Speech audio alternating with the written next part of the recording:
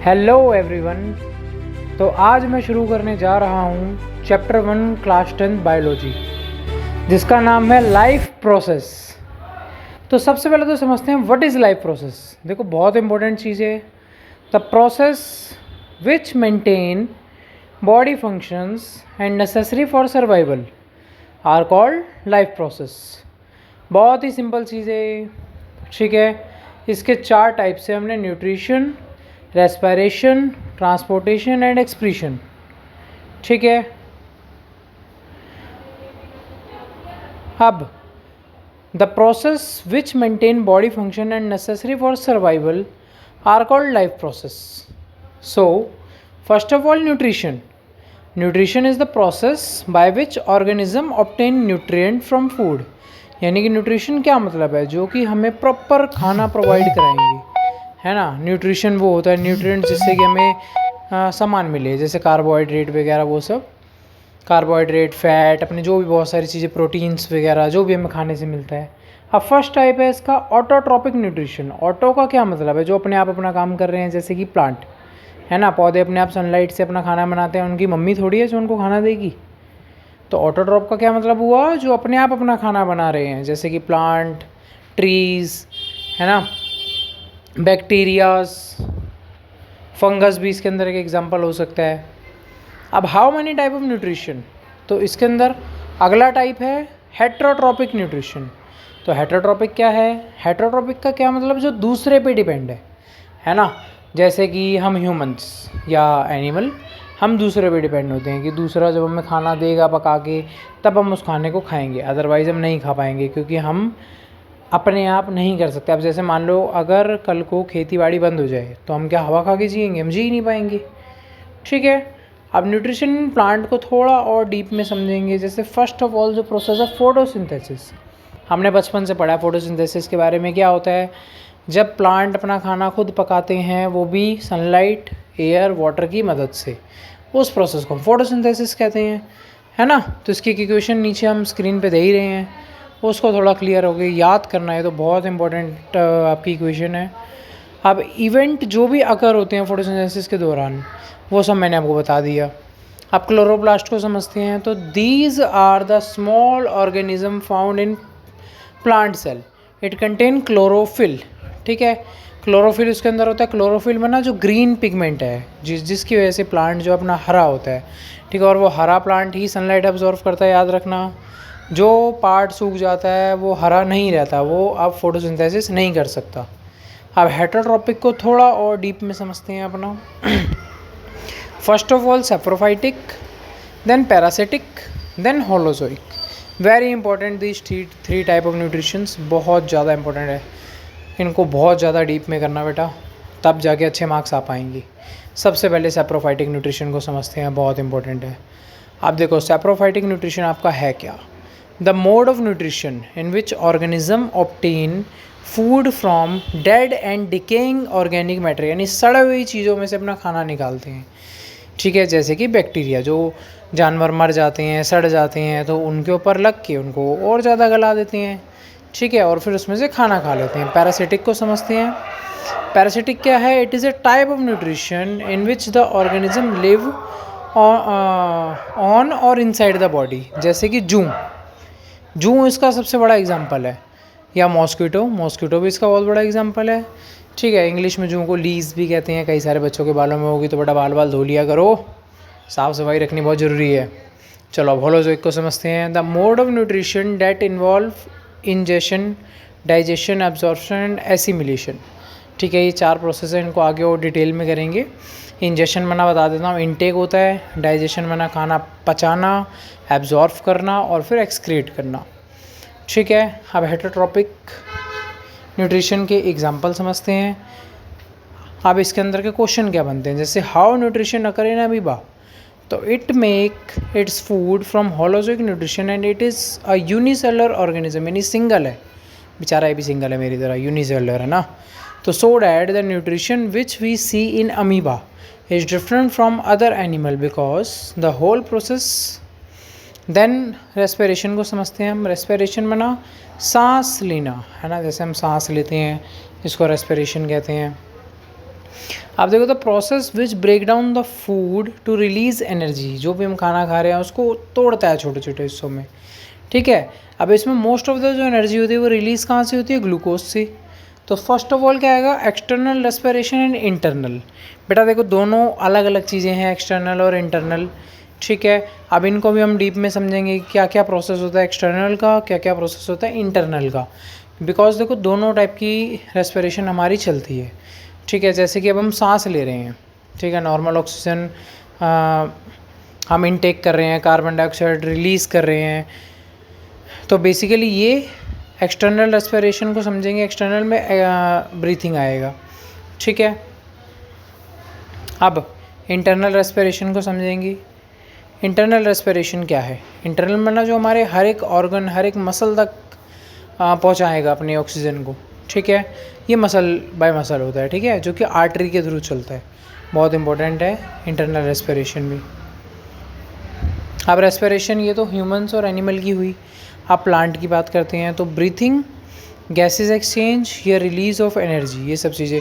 अब देखो जैसे हम लोग ऑक्सीजन इनटेक करते हैं उसी तरह जो प्लांट हैं वो क्या, कार्बन डाइऑक्साइड इनटेक करते हैं, ठीक है बेटा। हम दोनों एक दूसरे के अपोजिट है, तभी हम दोनों जीवित हैं। हम दोनों एक दूसरे के बिना कुछ भी नहीं है, ना प्लांट और ह्यूमन दोनों एक दूसरे के बिना कुछ भी नहीं है, ठीक है। वैसे हम प्लांट के बिना कुछ भी नहीं है, प्लांट तो चल सकते हैं, हम बिना प्लांट के नहीं चल सकते, ठीक है। अब रेस्पिरेशन समझते हैं, रेस्पिरेशन इन प्लांट, तो रिलीज ऑफ एनर्जी इन, जैसे ग्लूकोज से ऑक्सीजन, फिर CO2, फिर वाटर, ठीक है। ये सब हमें याद रखना बहुत ज़रूरी है। अब ह्यूमन बीइंग को और थोड़ा डीप में करते हैं, ठीक है। एक्सकेलेशन, एक्सकेलेशन माना पता ही है बेटा, आउट करना ऑक्सीजन नहीं सॉरी CO2 को आउट करना, और इनहेल माना ऑक्सीजन को इनटेक करना, ठीक है। ये बहुत बेसिक सी चीज़ है हमारी रेस्पिरेशन के अंदर, डायग्राम के थ्रू आपने देखा ही स्क्रीन पे। अब ये समझते हैं respiration most of the energy releases from glucose, glucose से कैसे, ठीक है। सबसे पहले एरोबिक, एरोबिक क्या है, it is complete break down of food in the presence of oxygen, जहाँ पे सिर्फ ऑक्सीजन के प्रेजेंस में काम करेगा, जैसे कि ह्यूमन बीइंग, प्लांट। एनारोबिक क्या है, जहाँ ऑक्सीजन की प्रेजेंस नहीं होगी, मतलब कि एब्सेंस ऑफ ऑक्सीजन होगा। बहुत सिंपल प्रोसेस है एनारोबिक रेस्पिरेशन का, जैसे कि अपना ईस्ट हो गया, बैक्टीरिया हो गया, मसल्स हो गए। अब देखो कभी कभी हमें मसल क्रैम्प भी आता होगा, नस खिंच जाती है बंदे में, नस चढ़ गई है ना, वो तब होता है जो हमारी बॉडी में उस पार्ट में, पर्टिकुलर पार्ट में ऑक्सीजन की कमी हो जाती है और वहाँ लैक्टिक एसिड बनता है, तब आपकी बॉडी में मसल क्रैम्प होते हैं, उसको क्रैम्प्स भी कहते हैं। अब ट्रांसपोर्टेशन देखते हैं, ट्रांसपोर्टेशन तो बेटा बहुत ही ज़्यादा इंपॉर्टेंट है, इसमें से तो आपका क्वेश्चन आएगा ही आएगा। ट्रांसपोर्टेशन का क्या मतलब समझते हो आप, ट्रांसपोर्ट में ना क्या, इधर से उधर ट्रांसफ़र करना किसी चीज़ का, है ना। अब ये जो डायग्राम आपको दिख रहा है ये हार्ट का डायग्राम है, बहुत इंपॉर्टेंट है ये भी। तो ट्रांसपोर्टेशन इन ह्यूमन बीइंग को समझते हैं, सबसे पहले तो ब्लड, फिर लिम्फ। ब्लड सबको पता है अपना रेड कलर का खून जो होता है ना। अब कंपोनेंट ऑफ ब्लड क्या क्या हैं अपने, जैसे कि RBCs, WBCs, प्लेटलेट्स, प्लाज्मा, बहुत इंपॉर्टेंट है चारों के चारों। अच्छा RBC क्या, red blood cell, WBC white blood cell, जो कि हमारी बॉडी की आर्मी होती है, हमारी बॉडी को बचाती है सभी अदर जर्म से, बैक्टीरिया से। प्लेटलेट, प्लेटलेट का काम होता है हमारे खून को मतलब ना क्लॉट करके रखना, जैसे कभी हम कहीं गिर जाते हैं, कहीं चोट लग जाती है, कोई चीज़ कट जाता है हमारा हाथ, तो उसको जब देखा थोड़ी देर में ब्लीडिंग रुक जाती है ना। वो रुकती क्यों है, बिकॉज ऑफ प्लेटलेट्स। अगर प्लेटलेट ना हो तो हमारी बॉडी में खून बहता ही रहेगा। अच्छा प्लाज्मा, प्लाज्मा को डिटेल में समझते हैं बेटा। This is straw colour fluid, ये देख लो डायग्राम में येलो से कलर का हमने बना रखा है। It contain 90 to 92% water and 6 से 8% प्रोटीन होता है इसमें, जो कि मिनरल, विटामिन, RBC, WBC सब के अंदर होता है, ठीक है। प्लाज्मा भी बेटा बहुत ज़रूरी चीज़ है हमारे खून के लिए, बहुत ही ज़्यादा। अब RBC आपको पता ही है, रेड ब्लड सेल, जिसकी वजह से खून हमारा लाल रहता है, बेसिकली हीमोग्लोबिन की वजह से हमारा खून लाल रहता है। कभी अगर किसी ने टेस्ट वेस्ट कराया होगा ब्लड का तो उसमें हीमोग्लोबिन लेवल भी ज़रूर लिखा हुआ आता है कि what is your haemoglobin level, है ना। ये अपना बायोकॉन्केव इन साइज़ होता है, और RBC तो बहुत ही इंपॉर्टेंट है। अच्छा खून किससे बढ़ता है, अनार खाने से, किसी का दिमाग खाने से। अपने दोस्तों का दिमाग खाया करो, खून बढ़ जाएगा, उसका भी और तुम्हारा भी। आप चुकंदर खाने से, गाजर वगैरह ये सब चीज़ें खाया करो, ठीक है। WBCs ये तो मैंने बता ही दिया, वाइट ब्लड सेल, जो कि हमारी आर्मी है हमारी बॉडी की आर्मी है, जो अदर जो गंदे गंदे बैक्टीरिया या फंगस कभी हमारी बॉडी में आ जाती है तो उनको मारता है। WBC हमारी इम्यूनिटी को स्ट्रॉन्ग करता है, बहुत इंपॉर्टेंट है। ठीक है, इम्यूनिटी वीक नहीं होने देता। अगर हम सिर्फ घर का खाना खाएं तो हमारी WBC बहुत स्ट्रॉन्ग रहेगी, यानी हमारा इम्यून सिस्टम बहुत स्ट्रॉन्ग रहेगा।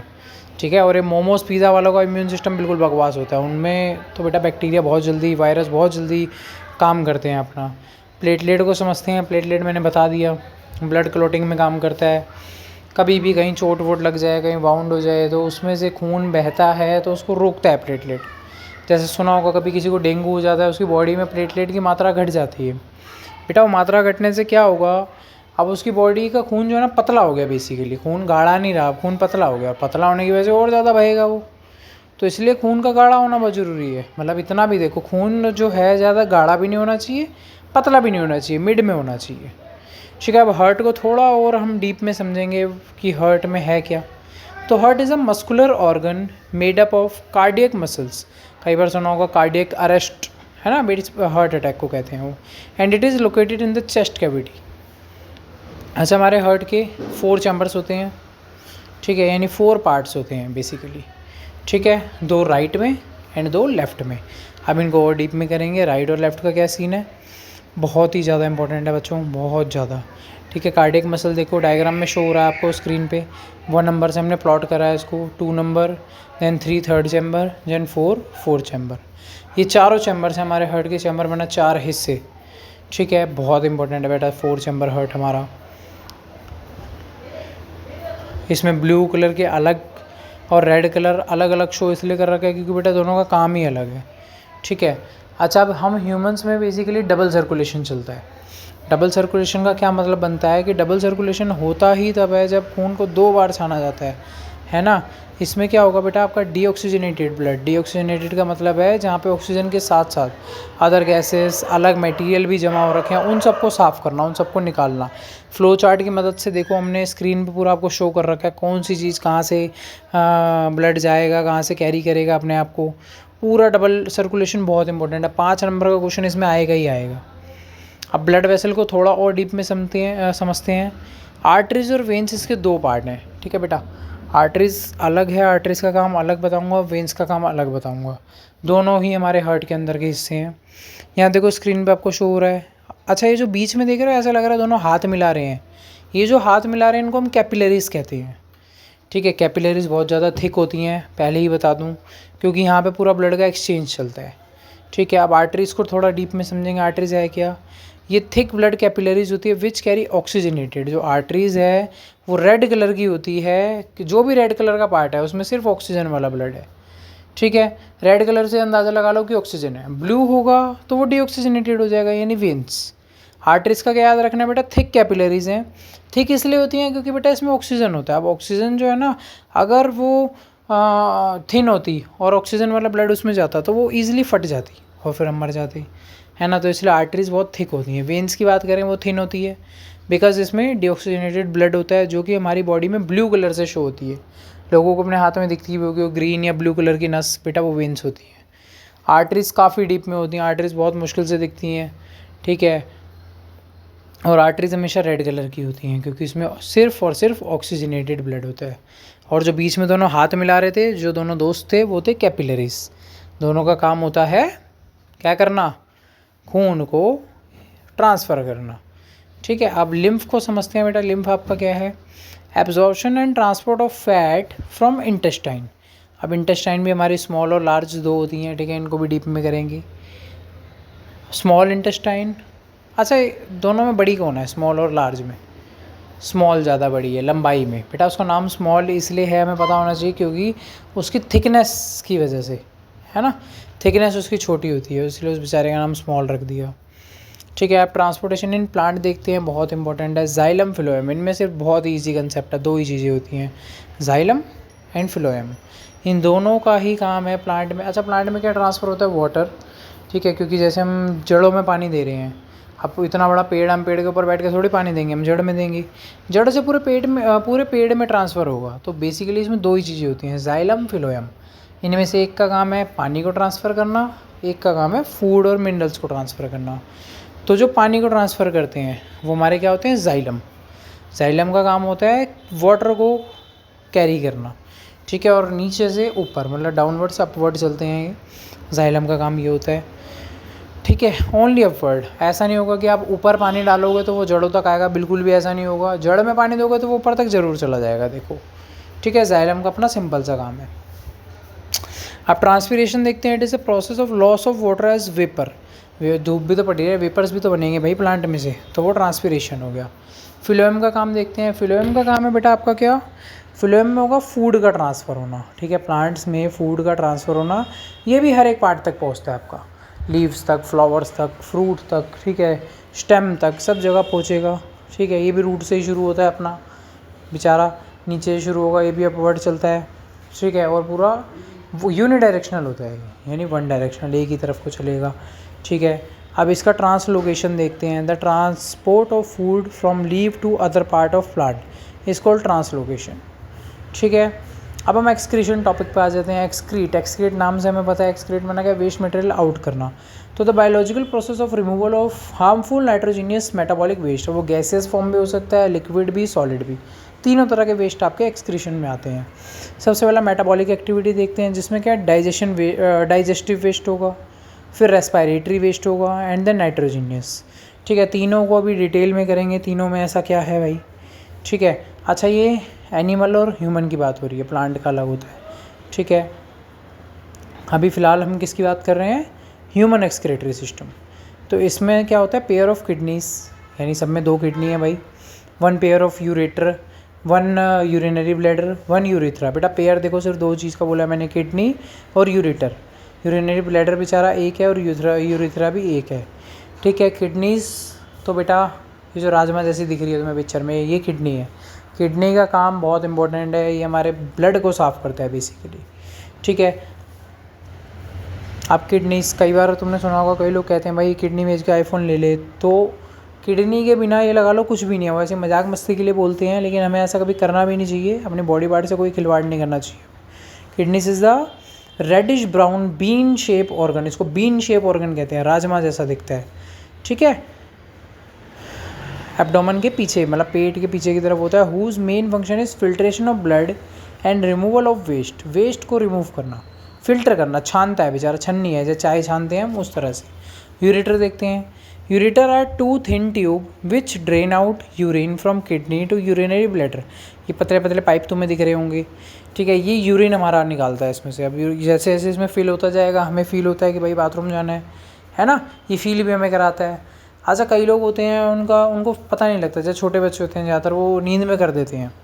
ऐसा क्यों, क्योंकि बेसिकली उनकी नसें भी डेवलप हो रही हैं, पूरी तरह से हुई नहीं है। और अगर किसी बड़े को ये समस्या है तो बेटा मनक्का खाना शुरू कर दो, मनक्का, किशमिश, बहुत बढ़िया चीज़ है, भिगो के, लेकिन ठीक है। बाकी डॉक्टर से सलाह ज़रूर लो। Urethra, it transmit urine outside the body, इसका काम है हमारे जो भी लिक्विड वेस्ट है उसको आउट करना बॉडी से, ठीक है। अच्छा, लिक्विड वेस्ट निकालने से बहुत फ़ायदे हैं, टॉक्सिक निकलते हैं बेटा बॉडी से। देखा होगा, सुना होगा कभी, किसी को बुखार होता है, खांसी जुकाम होता है, डॉक्टर कहते हैं ज़्यादा पानी पियो, है ना। ज़्यादा पानी पीने से क्या होगा, टॉक्सिक जो अंदर वायरस आ रखे होंगे, बैक्टीरिया वगैरह जो भी होगा, ठीक है, वो भी बाहर निकलेगा और हमारी बॉडी सही हो जाएगी। अब क्वेश्चन है, what happen inside the kidney so that it clean the blood. तो इसमें आएगा नेफ्रॉन। नेफ्रॉन किडनी के अंदर का पार्ट है, ये बेसिकली फिल्टर करता है किडनी को। It consist of a tube which is connected to a duct and cup shape structure, इसको बोमेन कैप्सूल कहते हैं, Bowman capsule, cup shape structure है, पिक्चर में आपको दिख रहा होगा बेटा, बहुत इंपॉर्टेंट है ये क्वेश्चन, इसको थोड़ा अच्छे से कर लेना। अब आगे टॉपिक समझते हैं अपना, जो कि क्या है, नेफ्रॉन स्ट्रक्चर। इसमें renal artery, this allow the blood to reach the Bowman capsule, the blood that is there is a filter and urine, ठीक है। इसका बेसिकली काम क्या है, ये जो रेनल आर्टरी मैंने बताई, ये भी तुम्हें पिक्चर में दिख रही होगी, थोड़ा जूम कर लेना, नहीं तो एनसीईआरटी लेके बैठना, उसमें अच्छे दिख जाएगा। वाटर इसमें एब्जॉर्ब होता है from glucose and amino acids and urine inside the Henle loop, ठीक है। ये रिमेनिंग वेस्ट जो भी बचेगा वो हमारे डक्ट तक चला जाता है, बहुत इंपॉर्टेंट है बेटा ये। अब इसी तरह से हम प्लांट में आते हैं, तो ह्यूमन और एनिमल का हमने समझ लिया। प्लांट का एक्सक्रीशन क्या है, गैसेस वेस्ट, जैसे प्लांट जो ऑक्सीजन रिलीज़ कर रहा है वो उनका रिमूव वेस्ट है ना, जिसको कि हम ग्रहण कर रहे हैं। अगला क्या है, लिक्विड वेस्ट, अगला है सॉलिड वेस्ट। बेटा प्लांट के वेस्ट हमारे लिए बहुत फ़ायदेमंद है। जैसे सबसे पहले आपने गैसेस वेस्ट समझ ही लिया जो कि ऑक्सीजन है, ठीक है। Solid waste I think fruits होगा, फिर भी आगे देखते हैं सॉलिड वेस्ट में क्या होगा, ठीक है। बहुत इंपॉर्टेंट पार्ट है ये भी, तीनों के तीनों वेस्ट बहुत इंपॉर्टेंट है। बाकी वीडियो अच्छी लगी हो तो लाइक शेयर कमेंट ज़रूर कर, और हमारे भाटिया ट्यूशन सेंटर को सब्सक्राइब ज़रूर करना।